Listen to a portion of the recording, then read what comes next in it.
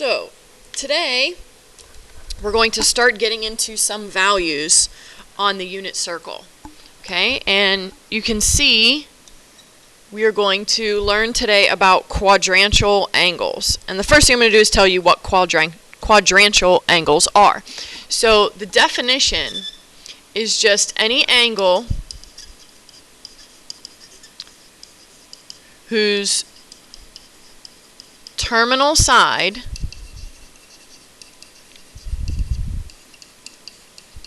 lies on an axis. So we would be talking about things here like 90 degrees, 180 degrees, pi over 2, negative pi over 2, things like that. Things that are not going to be in a quadrant. Things that are going to land on an axis. Okay, so things that we have to remember for today's lesson. We do have to know all students take calculus. Okay, so we can't forget that. And we also have to remember, now I'm just going to draw the triangle in quadrant 1, but this is going to go for all 4 quadrants. Remember our letters. You're going to need to know your letters for today. So remember that sine is always y over r, cosine is always x over r, and tangent is always y over x. That's going to be very important for today. And remember, we got those just from using our triangle and doing SOHCAHTOA.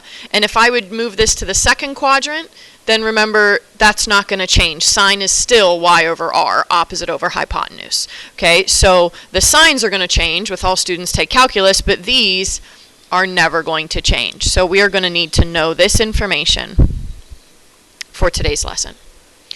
Okay, so our first example here doesn't give us an angle. Instead, it gives us a point like we had been doing. So the only difference is now this point, 10, 0, is not in a quadrant. So if I'm going to graph 10, 0, it's going to be here. Now, if this was a point that was in a quadrant, we would do what we did previously. Draw a right triangle, use Pythagorean theorem to solve, and figure out your values with SOHCAHTOA. But I can't do that here. I can't draw a right triangle. It's impossible. I just cannot draw a right triangle here. It's just a dot on a line. So instead, I have to use my x, y, and r values. So I know that x is 10. I know that y is 0. Now the question is, what is r? Now remember, r is a radius for a circle that goes through this point. So if I were to draw a circle that includes that point, this distance is my radius. Well, I know what that distance is. That distance is 10. So r is going to be 10. So now with these values, and what we drew on the first page, with all of our letters and the trig functions, I should be able to figure out my values. So sine of theta is going to be y over r. So y over r is 0 over 10, which is 0. Cosine is going to be x over r, which is 10 over 10, which is 1. And tangent is going to be y over x, which is 0 over 10, which is 0. Okay, now I'm going to move this over a little bit because I'm going to need a little bit more room to do my reciprocal functions. Okay, so now the reciprocals. Cosecant is going to be 10 over 0, which is undefined. I cannot have 0 in the denominator. Secant is also going to be 1, because the reciprocal of 1 is just 1. And then cotangent is also going to be undefined.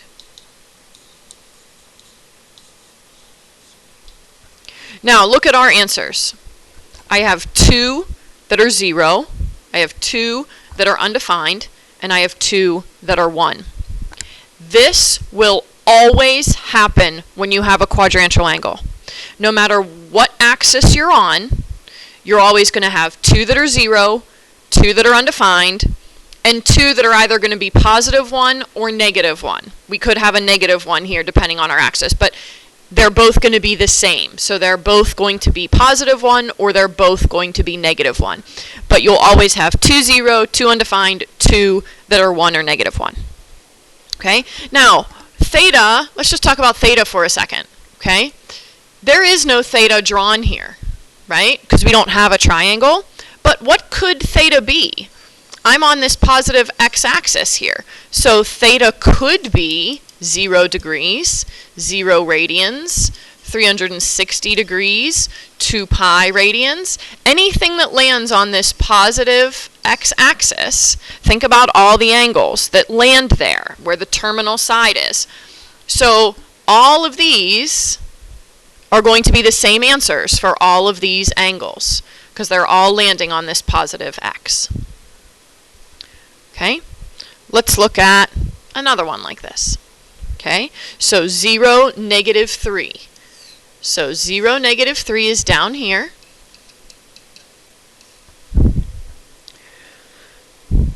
Okay, I know my x value is 0. My y value is negative 3. Now, what's my r going to be? Now, it's not going to be negative 3. Remember in our previous lessons, r is always positive because we're thinking about it being a radius length. So if I would draw my circle here, this length is 3.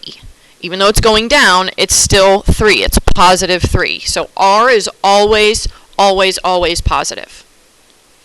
So now I can go through my values. Sine is y over r.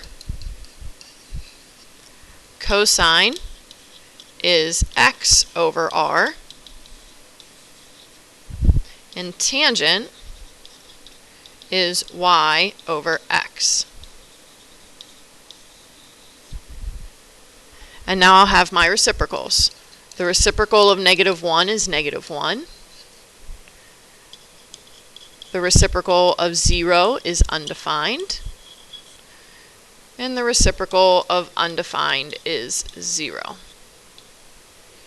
So again, I have 2 that are 0, 2 that are undefined, 2 that are negative 1.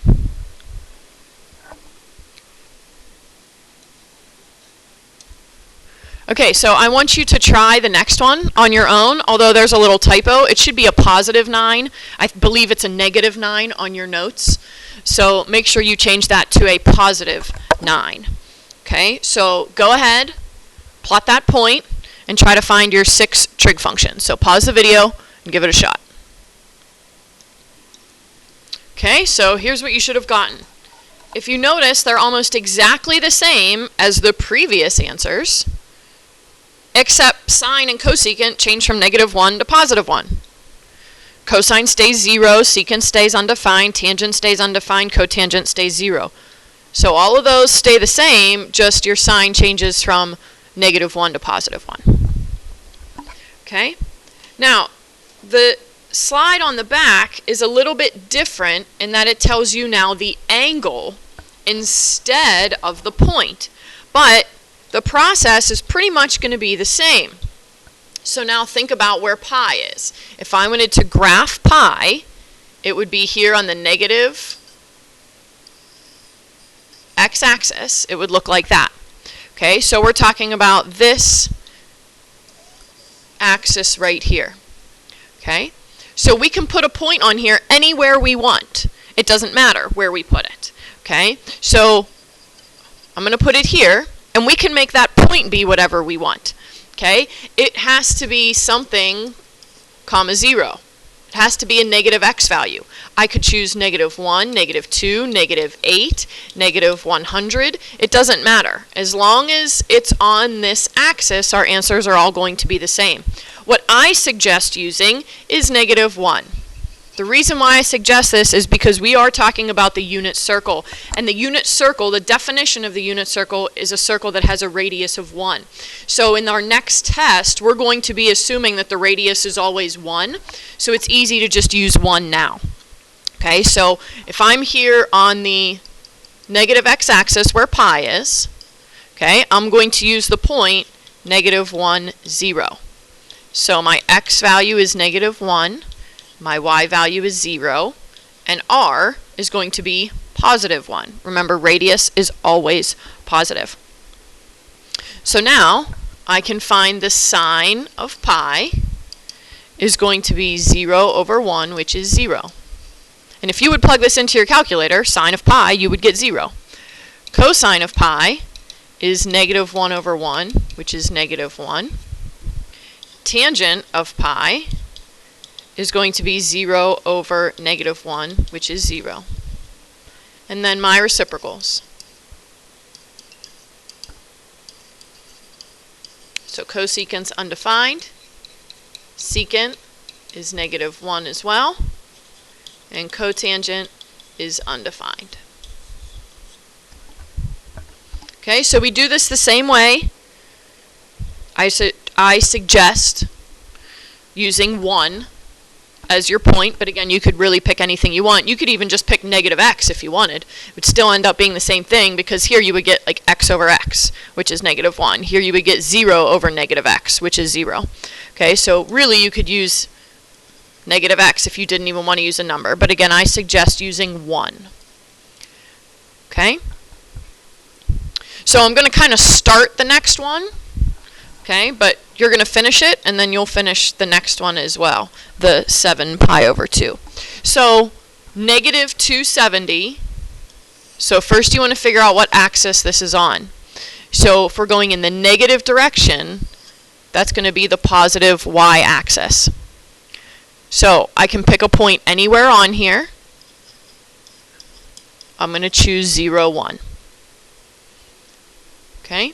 So then from there you would have, I know x is 0, y is 1, so you would have to figure out r, and then you can go ahead and do your 6 trig functions. So finish this one, and then go ahead and do the next one, 7 pi over 2. Alright, so here's what you should get for the first one. And we already did one of these before. It was the point 0, 9. So we were on the positive y-axis, so it's going to be the same answers as you got before. And then this next one is going to be the same answers as when we did, I think it was 0, -3. Okay, because again, you're on the negative y-axis. So the answers are going to be all the same. So when you get quadrantial angles, again, you're going to get the same answers over and over again. Okay, so you're always going to have 2 zeros, 2 undefineds, and 2 ones or -1s. So this last slide is to kind of sum this up for you. Okay, we're going to summarize each axis. So when you're on the positive x-axis, so that's like the point 1, 0. And again, that 1 could be any number. You have to have 0 as your y, but 1 could be anything. Okay, but it's easier to just pick 1. Every single time you're on the positive x-axis, sine is going to be 0, cosine is going to be 1, and tangent is going to be 0. Every single time. So whether it's 0 degrees, 360 degrees, 2 pi radians, 4 pi radians, -2 pi radians, whether they give you a point, 10, 0, or 100, 0, these are always going to be your answers.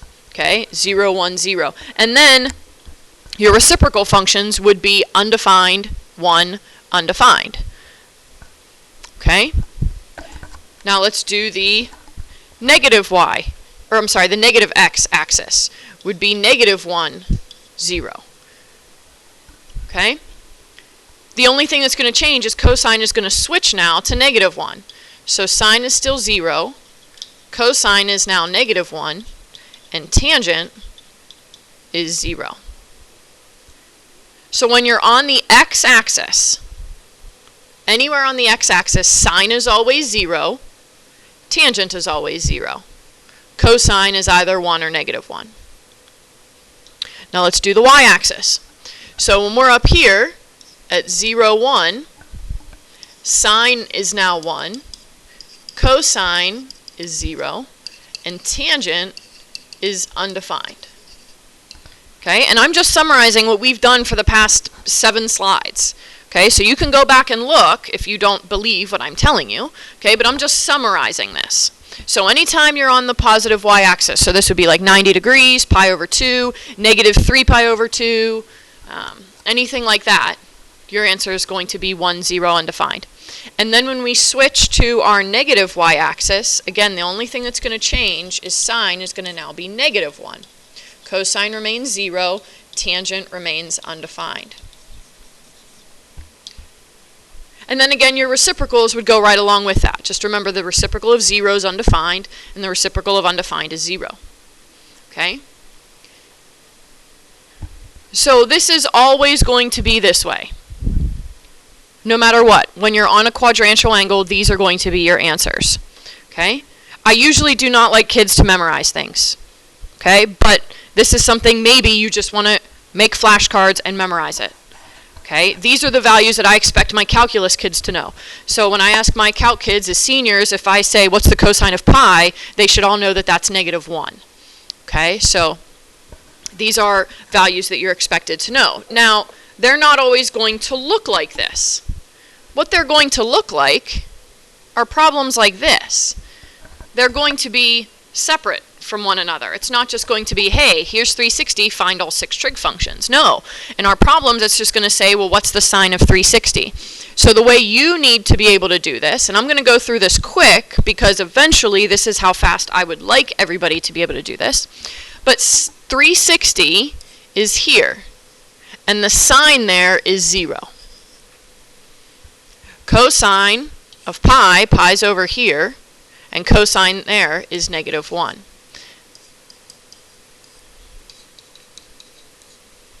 Cosecant goes with sine. Negative 90 is down here. So cosecant and sine are both going to be negative 1. Now, 450, I'd have to subtract 360 first. And that's going to give me 150? No. No, Mrs. Shannon, you're terrible at math. Why did you become a math teacher? I'm not really sure. It's going to be 90 degrees. Okay, so 90 degrees is up here at 0, 1, and tangent there is undefined. Now, negative pi over 2 is down here. So tangent here would be undefined, so that means cotangent is 0. And secant goes with cosine. 0 radians is here. Cosine and secant are both 1. Now again, I went through that fairly quickly. Okay? Hopefully, at some point, you will be able to do that just as fast. Okay, but right now, I want you to do the same thing on the next slide. So the first thing you should do is figure out this part. What axis is it on? Then look at your trig function and figure out the value from there. Okay, so go ahead, pause the video, and try that last slide. Alright, so here's your answers. Okay?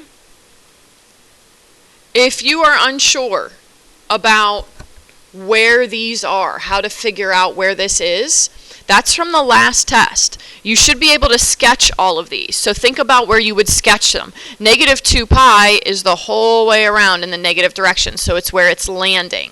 360 would be the whole way around positive, so that's where it's landing.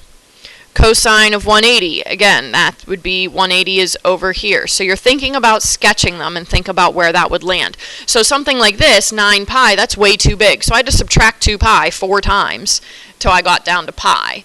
Now I don't need to go around and show you all those rotations, but I do know it ends here at pi. So you have to think about first where it should end. And then the values, if you're having trouble coming up with the values, go back and look at the example problems I did, or look at this summary page. Okay? Now, there is a homework assignment tonight from the book. It's not very many questions. Okay? But they all look exactly like this. This is what they are. Okay? So there's only 8 of them. Okay? So you're doing this exact same thing. And there should be room on your notes. You can do your homework right here on these slides because there's only 8 questions. Okay? If you have any questions about this, please feel free to email me or watch the video again. But if you need anything at all, just let me know.